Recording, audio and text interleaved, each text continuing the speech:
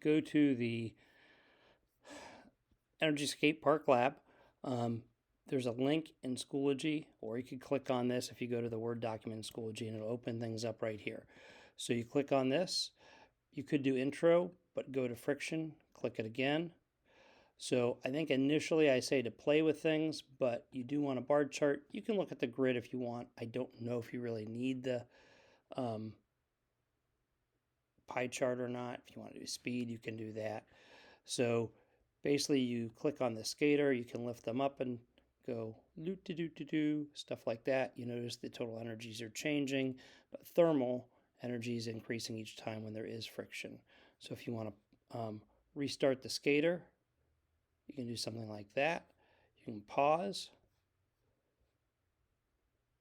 We could change the friction to none. Start it again, something like that. I think I did say that what you wanted to do would be to use the third. So this is the more complex one here. Do something like that. You can release it at different points. They are using the ground as 0. Careful, you don't want to do something like that. That's no good. Something like that. Go ahead. And again, if you choose then to add friction, you can do things. If you choose to make the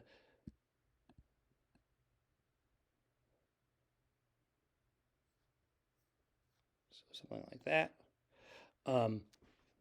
You can make the mass larger. Kind of interesting how they show everything getting bigger like that. And notice how things change as well. If you want to reset the whole thing, you go over here.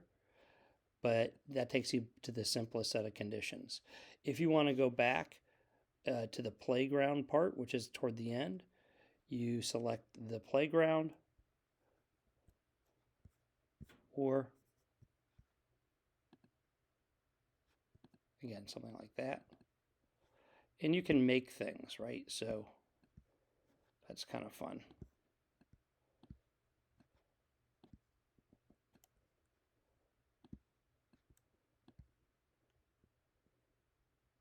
Ooh, actually, I'm going to turn friction off. Curious what this does.